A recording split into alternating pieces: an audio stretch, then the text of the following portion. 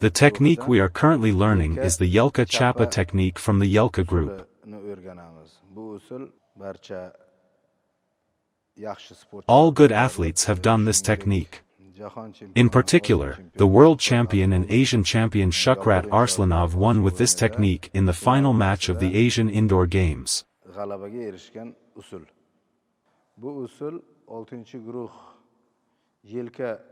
This technique is called the Chappa Yelka, located in the 6th group Yelka group. We can do Chappa Yelka by holding the opponent with 2 hands by one collar, and it can also be done by holding one collar with one hand. We will show this right now while doing Kurash. After the opponent has grabbed us by the collar, we grab the opponent by the collar with both hands. Then, when our right hand is raised up, facing the inside position, we turn the hand. After turning towards the inside position, the opponent's elbow is bent,